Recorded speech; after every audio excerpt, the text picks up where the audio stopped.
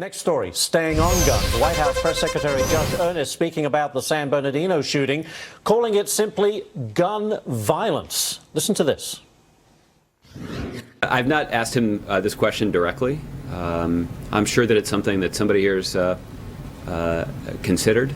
It's not uncommon for the president in the aftermath of some of these kinds of incidents to visit these communities that were touched so directly by an incident of gun violence. Touched directly by terrorism or gun violence. Leslie Marshall, your thoughts on Mr. Earnest's choice of words? Well, first of all, if we're just talking about San Bernardino or a couple of other incidents in the past decades in the United States, well, then certainly that would be terrorism. But there are other gun violence incidents, so I think the generalization was fine, and I think we can split hairs over that. Planned Parenthood, for example, was it even considered a mass shooting because there were 3 deaths instead of 4, depending on whose definition that we have of a mass shooting. So I don't have a problem with that. The president has been very clear that this was a terrorist attack. The federal officials, the local officials have been very clear that this was an act of terrorism, and I don't think that that Josh Earnest was saying anything different. I think he was including all of the violence by guns and shootings that do come under that generalization and are not terrorist attacks, although San Bernardino clearly was. But they've made a big point of gun control in the wake of this. But call it what it is. It's terrorism. The president would not even go there, of course, until the FBI finally announced that, yes, indeed, this was an act of terrorism. When you say gun violence, it gives the impression that, okay, it's just another incident, if you like, involving guns, which we need to control.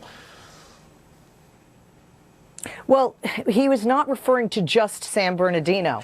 He was referring to, I understand the question goes to, is the president going to visit here in Southern California? And I think that he should, quite frankly. But I think that he was speaking regarding all of the shootings, because obviously the president has not gone to every site of every mass shooting in the United States. But this was an act of terrorism. I don't think he was saying anything different by that. I think he was just using all of the shootings under that mass generalization of gun violence. Should we call it Islamic terror? Where do you stand on that issue? Well, one of the problems that I have, and we are seeing this from white supremacist groups calling it a Trump bump that they're getting an increased membership right now, is that we are demonizing a religion which is called Islam. Are these radical jihadists? Are these radicals that are often in connection with groups like ISIS or Al-Qaeda? Absolutely. But I think it gets into dangerous territory when we link a religious name with these groups. Are they radicalized? Absolutely. Are they murderers? Absolutely.